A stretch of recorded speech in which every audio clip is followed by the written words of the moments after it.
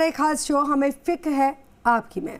मैं आपके साथ गगन और आज हम बात करेंगे कि बीमारियों और अस्पताल का जिक्र आते ही दिमाग में जो पहली तस्वीर आ जाती है वो अक्सर खांसते, छींकते, बुखार या फिर अस्पताल के बिस्तर पर पड़े मरीज की होती है। तनाव भरी जीवन शैली के कारण आज के समय में दुनिया के लाखों लोग हैं जो मानसिक बीमारियों का शिकार हो रहे हैं।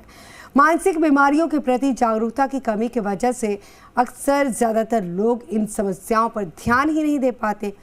तनाव, डिप्रेशन और चिंता जैसी समस्याएं शुरू हो जाती हैं। ये बीमारियां फिर आगे चलकर गंभीर रूप अख्तियार कर लेती हैं। ऐसे में ज़रूरी हो जाता है कि मानसिक बीमारियों के प्रति लोगों को जागरूक किया जाए, ज़्यादा से ज़्यादा लोग जागरूक हों और समय रहते ही डॉक्टर की अच्छी और सही सलाह लें। तो चलिए आज हम आपको बताएंगे कि मानसिक बीमारी की शुरुआत कैसे होती है। इसी के साथ हम आपको इस बीमारी के इलाज के टिप्स भी बताएंगे। हमारे एक्सपर्ट्स हमारे साथ जुड़ेंगे जिनके ज़रिए आपके सवालों का जवाब उनसे लेने की कोशिश करेंगे, क्योंकि हमें फिक्र है आपकी।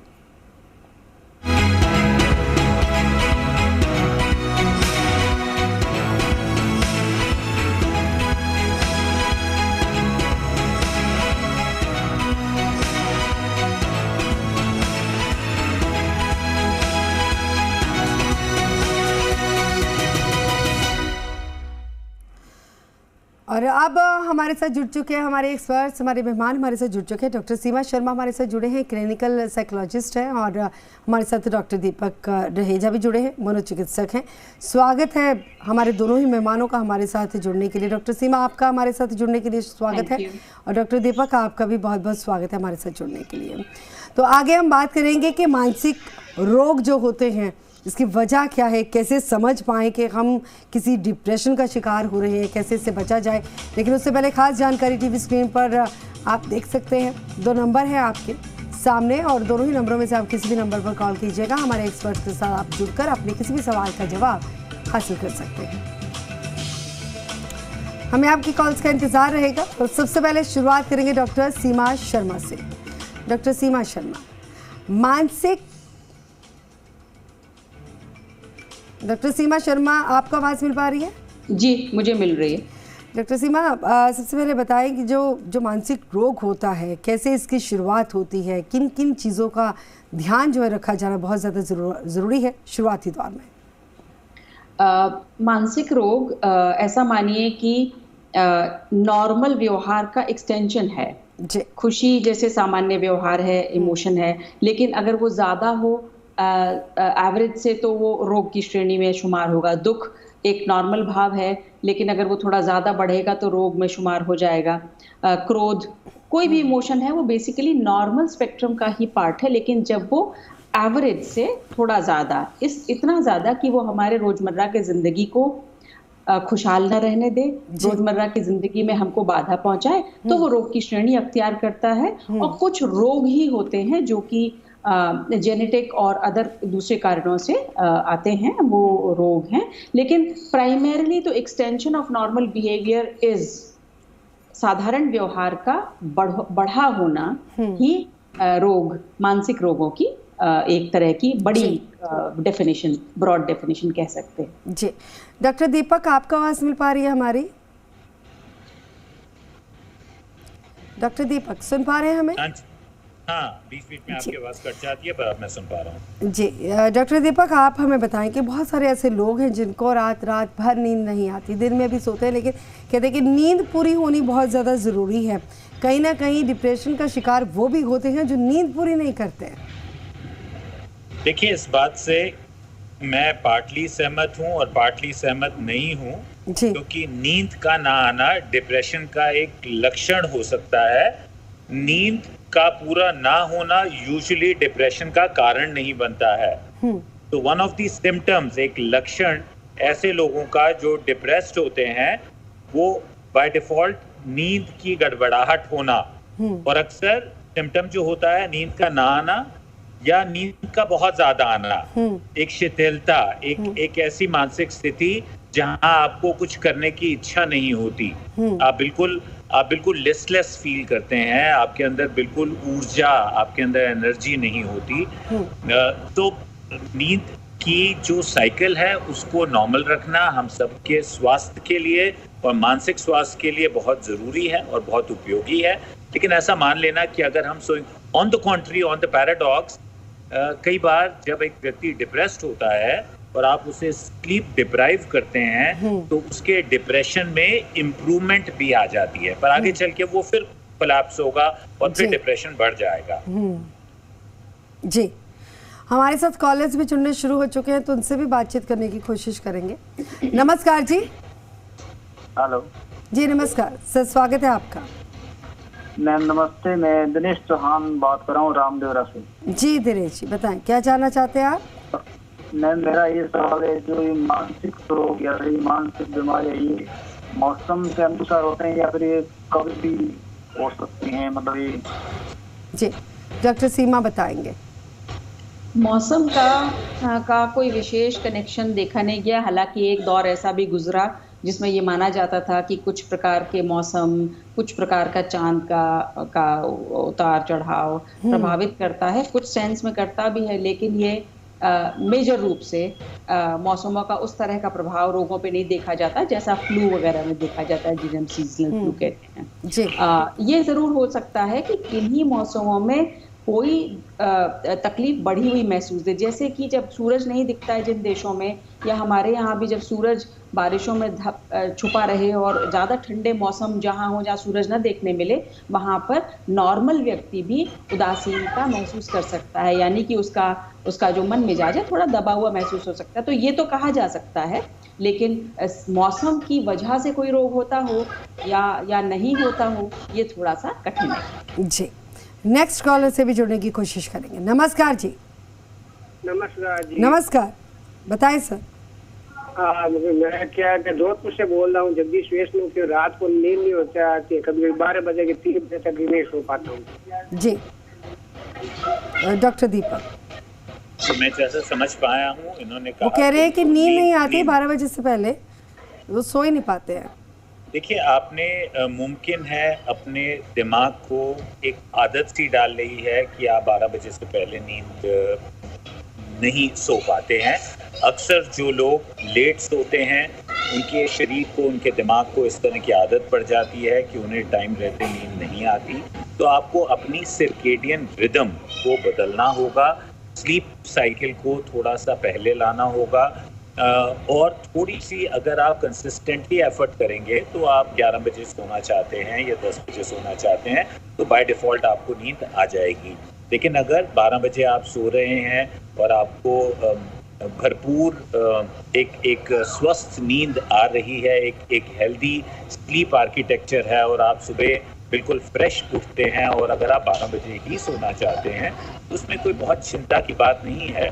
व्हाट्स इम्पॉर्टेंट इज कि उतने एडिक्वेट नंबर ऑफ आवर्स की आपको स्लीप मिलनी चाहिए, और आप सुबह जब उठें तो आप बिल्कुल रिफ्रेश्ड महसूस करें, कोई भी आपको तनाव ना फील हो, कोई फटीग फील ना हो, और आप अपने दिन को बिल्कुल हेड्स ऑन लेने के लिए तैयार रहें।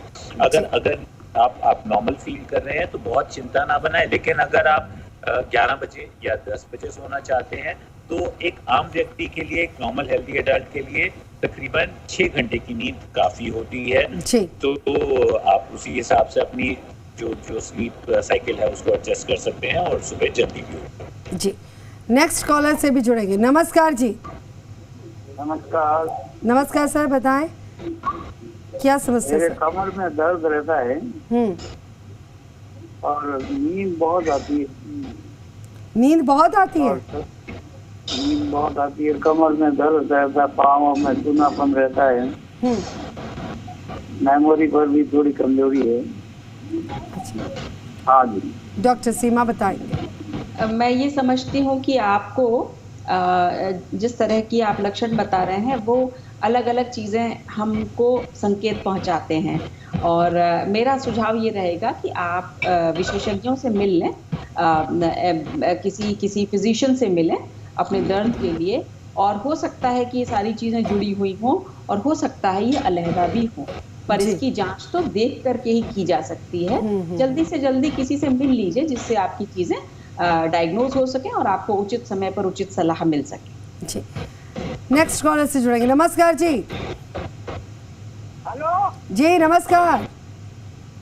कौन बोल रहे हैं मैम? आप कौन बोल रहे हैं सर? शायद कोई गलत कॉल जो है वो कनेक्ट हो गई है। नेक्स्ट कॉलर से जुड़ने की कोशिश करेंगे। नमस्कार जी। हेलो जी नमस्कार। नमस्कार सर, सुन पा रहे हैं हम आपको। हाँ मैं नमस्कार, मैं मेरा जी आप थोड़ा क्लियरली बोलिए, आपकी आवाज़ समझ नहीं पा रहे हम। मैं ये कह रहा हूँ मेरा क्या नाम से इलाज डॉक्टर अनिल तांबे से चल रहा है, मानसिक। जी क्या दिक्कत क्या है, परेशानी क्या हो रही है? नहीं आवाज़ मिल पा रही है आपको? नेक्स्ट कॉलर से जुड़ने की कोशिश करेंगे। नेक्स्ट कॉलर से जुड़ने की कोशिश करेंगे। हमें इंतज़ार है आपकी कॉल्स का, और बिल्कुल स्पष्ट और सरल और सहजता के साथ आप अपना सवाल करेंगे तो हमें समझ आएगी और सही से हमारे एक्सपर्ट्स आपका जवाब दे पाएंगे। डॉक्टर दीपक, मैं आपसे ये सवाल करना चाहती हूँ क्योंकि जो शुरुआती दौर में जो सिम्टम्स होते हैं या हमें लगता है कि हम डिप्रेशन में जा रहे हैं, लेकिन कई बार इग्नोर कर दिया जाता है, तो इग्नोर करना आने वाली किसी बड़ी विपदा को न्योता देने जैसा होता है। जी बिल्कुल, मैं इस बात से सहमत हूँ कि अक्सर हम अपने मानसिक स्वास्थ्य को उतनी तवज्जो नहीं देते, या तो हम उसकी इम्पोर्टेंस को नहीं समझ पाते या हम सिम्टम्स के प्रति जागरूक नहीं होते, सेंसिटाइज नहीं होते। जैसा अभी पिछले कॉलर ने बताया कि मुझे कमर में दर्द है, मुझे मायूसी महसूस होती है, सूनापन महसूस होता है, तो अक्सर हमारा जो अवसाद है या डिप्रेशन है ये शारीरिक सिम्टम्स के रूप में आता है और हम उनको समझ नहीं पाते। हमें ऐसा लगता है, जैसा डॉक्टर सीमा ने कहा, मैं उससे बिल्कुल सहमत हूँ कि जो कमर का दर्द है वो एक सेपरेट एंटिटी भी हो सकती है, लेकिन अक्सर वो मानसिक रोग से भी जुड़ा होता है। हम उसके प्रति सेंसिटिव नहीं होते, उसे इग्नोर करते हैं और फिर आगे चल के डिप्रेशन जो है वो एक बड़ा रूप ले सकता है, बहुत ज्यादा आपको मायूसी का भाव दे सकता है, और जब वो एक्सट्रीम पे चला जाता है तो अक्सर वो एक सेल्फ हार्म या आत्मघात की स्थिति भी प्रयोग कर लेता है।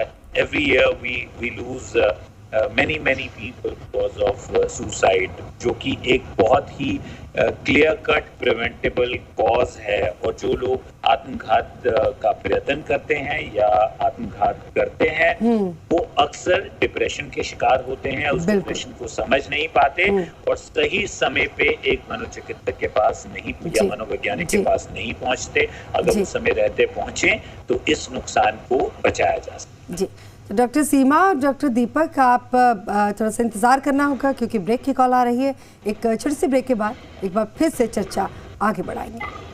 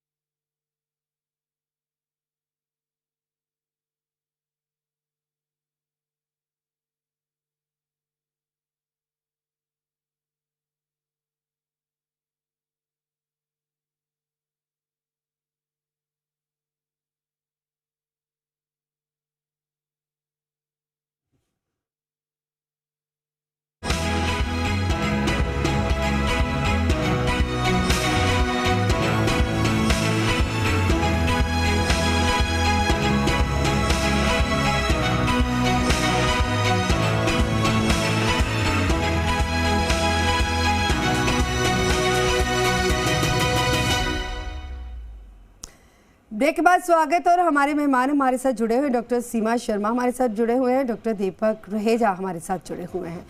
डॉक्टर सीमा, मैं आपका रुख करूंगी। जैसे कि हम ब्रेक से पहले भी बात कर रहे थे मानसिक रोग को लेकर, उसके लक्षणों को लेकर, क्या कुछ करना चाहिए क्या नहीं करना चाहिए। लेकिन आपके पास बहुत सारे ऐसे पेशेंट आते होंगे जो किसी ना किसी समस्या से जूझ रहे होते हैं, लड़ रहे होते हैं, लेकिन उनको कोई रास्ता नहीं मिलता। तो ऐसे में आप क्या करते हैं? काउंसलिंग करते हैं, कोई दवा देते हैं, या कोई और तरीका है, क्या करते हैं?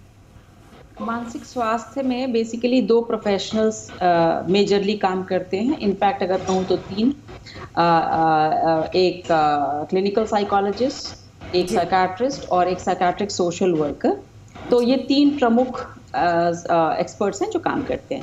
इनके काम ओवरलैप भी करते हैं और स्पेसिफिक भी हैं। तो एक साइकाट्रिस्ट जो है वो दवा देने के लिए ट्रेंड एक्सपर्ट रहता है। मानसिक रोगों में दवाओं का प्रयोजन हमेशा ही साइकोथेराप्यूटिक एस्पेक्ट के साथ है, गंभीर रोगों में भी। तो ऐसे गंभीर रोग जिसे हम स्किज़ोफ्रेनिया या अन्य कहते हैं, उसमें भी एक्टिव सिम्प्टोमेटोलॉजी घटने पर ही साइकोथेराप्यूटिक प्रोसेसेस यानी रिहैबिलिटेशन स्टार्ट करना होता है। तो इस तरीके से ये है। तो ऐसा नहीं है कि कोई भी कुछ भी कर देता है। ये सब चीज़ें डिज़ाइंड हैं, ये फॉर्मुलेशंस हैं जो दुनिया में फॉलो होते हैं, वही हम सब लोग भी फॉलो करते हैं। और उसके लिए हम लोग लेजिटिमेट एक्सपर्ट्स हैं इस फील्ड में काम करने के लिए। काउंसलिंग जिसे हम कहते हैं, काउंसलिंग एक कॉमनली यूज्ड वर्ड है, लेकिन काउंसलिंग का मतलब सिर्फ ये समझाना बुझाना नहीं होता है। क्लिनिकल साइकोलॉजी में हम लोग थेरेपीज प्रैक्टिस करते हैं, जिन थेरेपीज का स्पेसिफिक बनावट होती है किसी खास रोग के लिए। तो ऐसा नहीं होता है कि मरीज आता है, वो कहता है जी हम हाथ बहुत धोते हैं, तो हम ये समझाने लगते हैं कि देखो हम तो नहीं हाथ धोते, तुम भी मत धो। ऐसा नहीं होता है।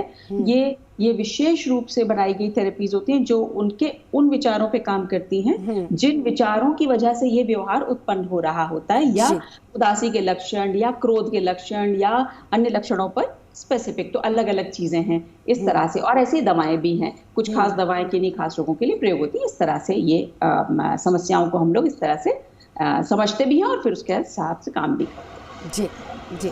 डॉक्टर दीपक, आपसे भी मेरा सवाल यही रहेगा कि कैसे जो है इलाज संभव है, कितना इजीली संभव है, या काफ़ी जो है डॉक्टर्स को चुनौती का सामना करना पड़ता है किसी भी पेशेंट को जो दिमागी रोग से ग्रसित हो, कैसे समझाया जाए, कैसे उसको ठीक किया जाए, ये भी बताएं।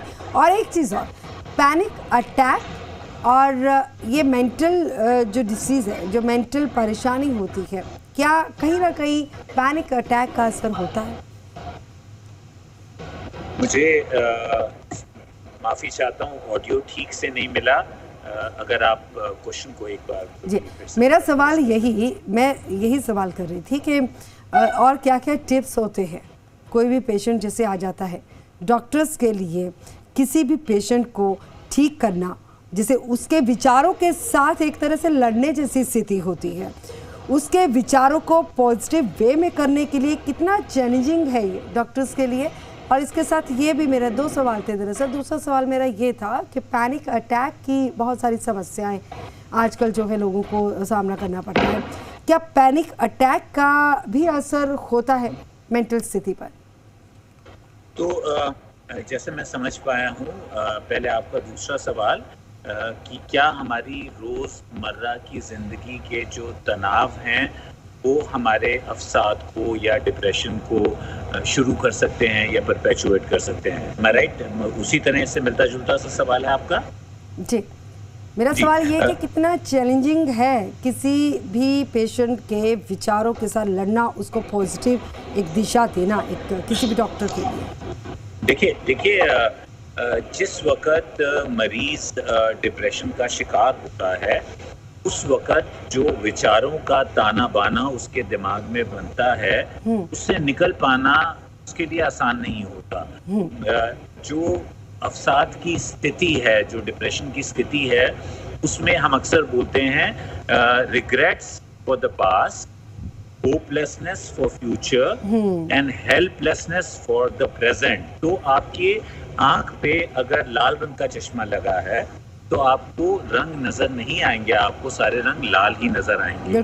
तो एक व्यक्ति जो डिप्रेशन का शिकार होता है उसको हर चीज मायूसी के भाव से नजर आती है। तो हमें जो चीज एक ऑब्वियस लगता है कि अरे ये तो खुशी की बात है, तुम खुश क्यों नहीं हो रहे हो, तुम क्यों थैंकलेस हो रहे हो, तुम अपनी जीवन में जो इतनी अच्छी चीजें हो रही हैं उनको क्यों नहीं अप्रिशिएट कर पा रहे हो, ये सब एक डिप्रेशन के मरीज के लिए मुमकिन नहीं होता। वो बिल्कुल एक नेगेटिव विचारधारा में फंसा होता है, नेगेटिव परसेप्शन बन जाता है और उसको नहीं मिलता। हाँ, थैंकलेस होना बहुत ख़राब है किसी के लिए भी और किसी की भी वजह से भी।